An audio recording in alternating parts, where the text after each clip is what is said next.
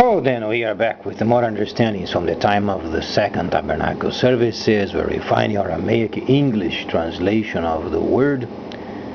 This translation comes from the original manuscripts of the prophets of the Israelic lineage. So then we can understand the time of the end. As per Yeshayahu the prophet, we find layers of understanding of the spring feast, the autumn feast, and also the returning of the cities of the Mashiach laid waste for many centuries. As we read it in Yeshayahu the prophet, it's always important making a reference related with Daniel. And when we are reading Daniel, we are not truly focused on tabernacling, but on the kingdom of the Gentiles as a guideline. So then the coming of the autumn feast would then obviously be completed. So then, as far as Vayikra, the 23rd chapter, or then known as the Greco translation as Leviticus, we then establish that the spring feast truly was mostly related with the tabernacling, and a great portion of autumn feast is related with the Gentiles. So then the kingdoms of the earth, as mentioned in Daniel, and also sections of Yeshayahu, mostly 65th chapter, we find then a very interesting point regarding then the latest news from the kingdom of the north, known as then the Soviet Union. So let's then make a bit of a background from where this great movement of the Soviet Union comes from. In Hebrew, you'll find then the 11th chapter of Daniel is speaking of a netzer, but this netzer is related with the Gentile layer. It comes a sprout of a system.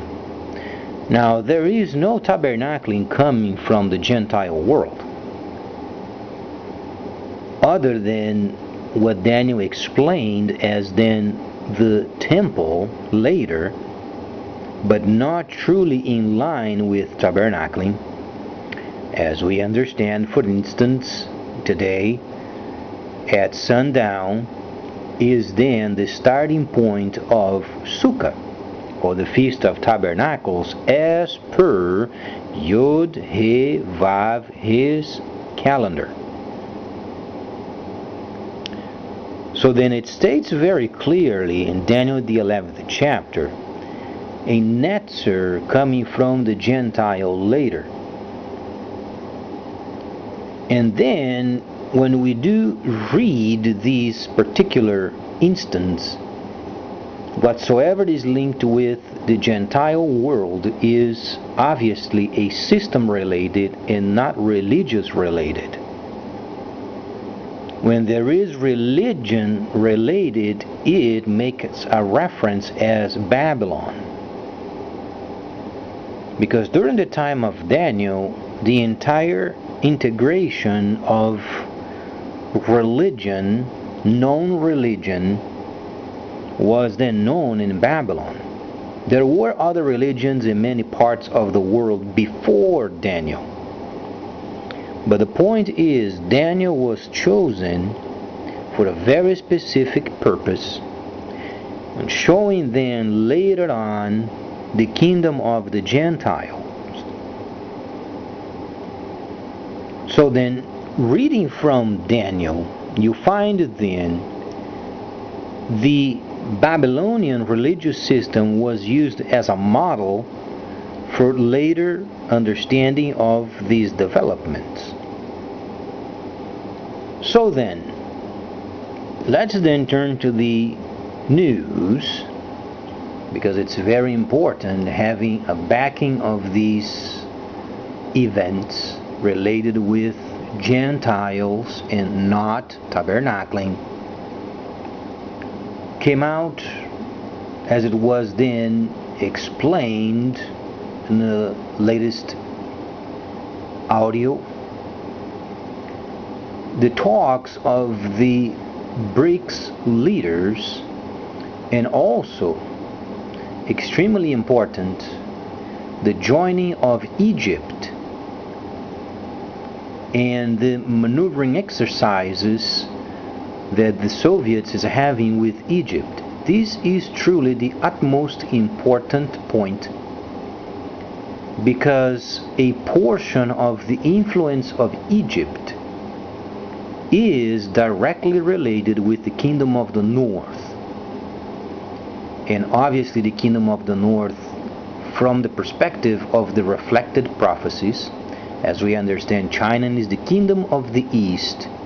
So it does relate directly with the previous Kingdom of the East spoke of by Daniel himself, and the first portion of the prophecy already taking place for the time the prophecies were then related.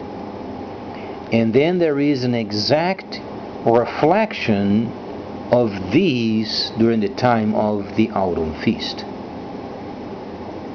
So then, that's why so many people during this time in season, they can't understand the holy instructions, because they are absolutely completely outsiders.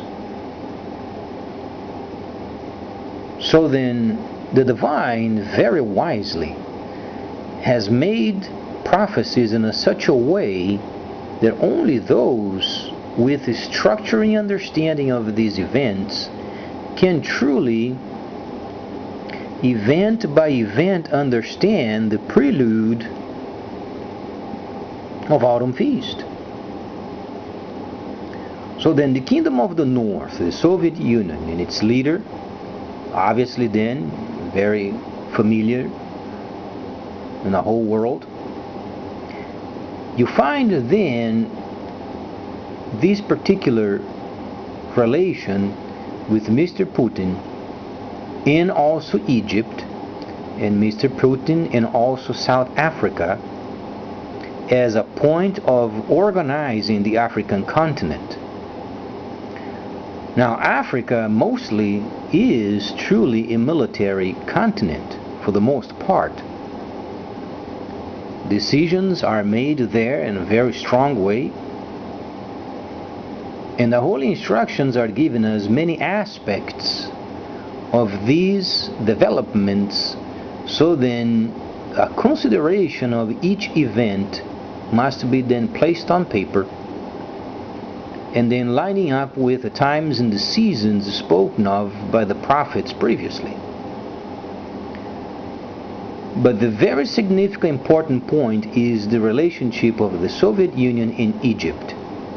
So this particular point is then related with Egypt on Daniel 11, and then verse number 8 speaks there of Mitzrayim, then the Hebrew word for this particular geographical area, and also the relationship with Egypt as then the birthplace of Hagar.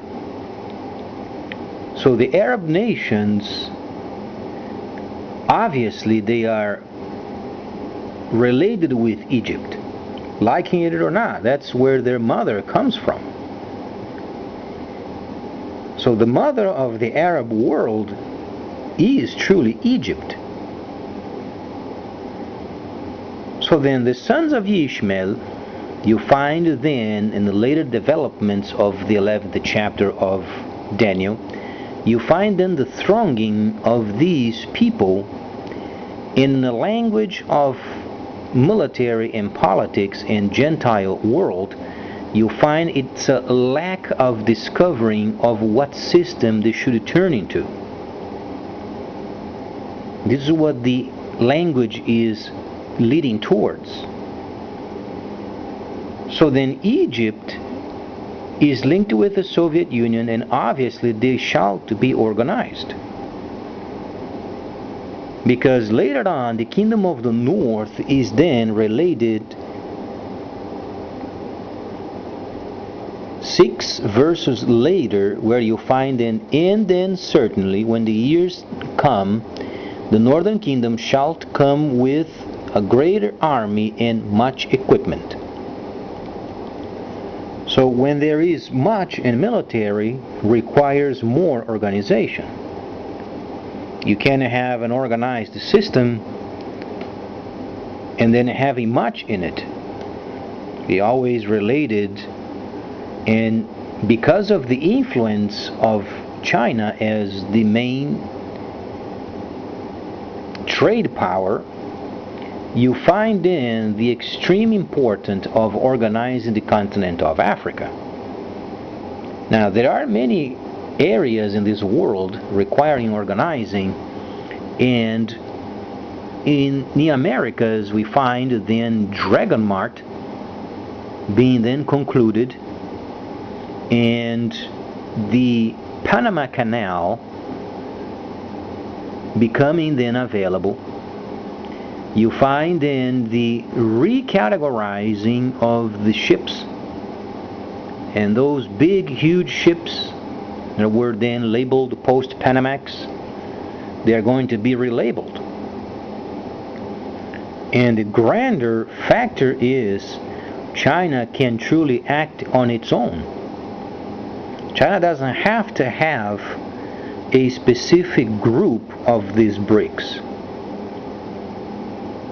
because the holy instructions, for instance, in Gala, because this Gala comes from Yod He Vav He Gala, or then Yod He Vav He the Revelator, or then Yod He Vav He the Apocalyptic, depending how you understand these holy instructions, but from Hebrew is Gala. You find then an 8th chapter of Revelation, and on the 9th verse you find in the 3rd part of the creatures in the sea that had life died, and the 3rd part of the ships were destroyed. So then the situation regarding the destruction of the ships and the destruction of a section of the waters of this planet, and the fish and the beasts, is directly related with petroleum and directly related with a geographical area where most of the concentrators of ships are located at. Now, if you trace a portion of the ocean, most important, you find then the northeast of Australia, for instance, and the Middle East. That's where you find where the petroleum is going to be gushing out from. And in it is the most concentrated portions of the ships. And China is absolutely directly related with it. So truly, China does not have to have the endorsement of any countries in this planet. They have the absolute liberty, they absolutely do whatsoever they think is the best, trade-wise speaking. The holy instructions are given us very important clues of then the kingdom of the East dominating the market of the world. So then, when the countries are concerned with their own domestic production, it's not truly the domestic production that we are speaking of, but taxation. Taxes are the most important points of this new trade system.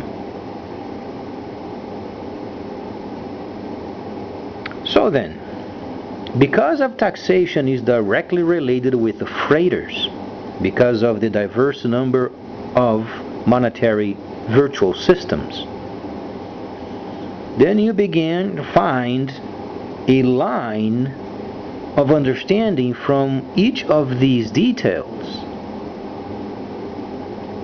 Daniel the prophet, he was speaking mostly in the line of trade.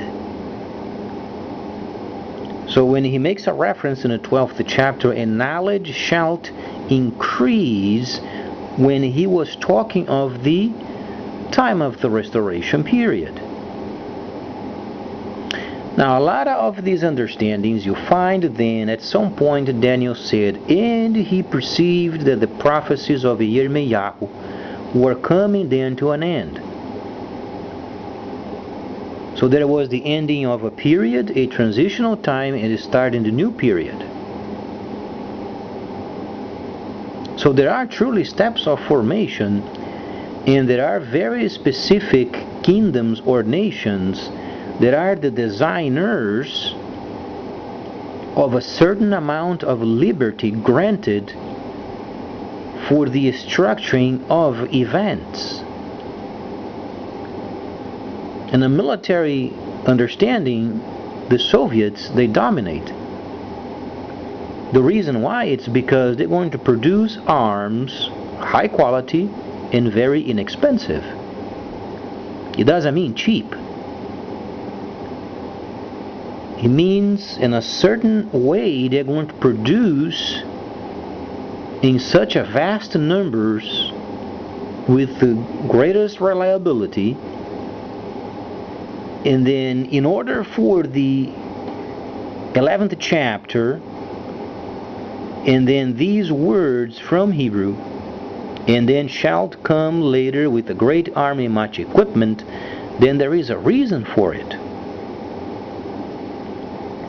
So then, very importantly, the Soviet Union is holding relations with India, already has developed a relationship with Brazil, already has developed a relationship with Egypt, and Egypt is extremely important,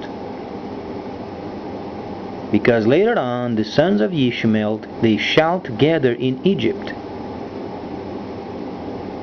Now the holy instructions, they truly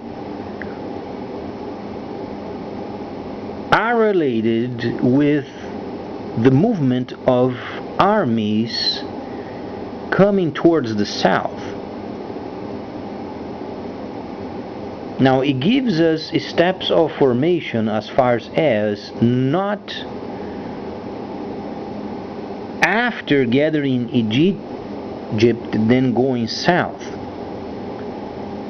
There is a gap of time where then this thronging of the sons of Ishmael is then subside.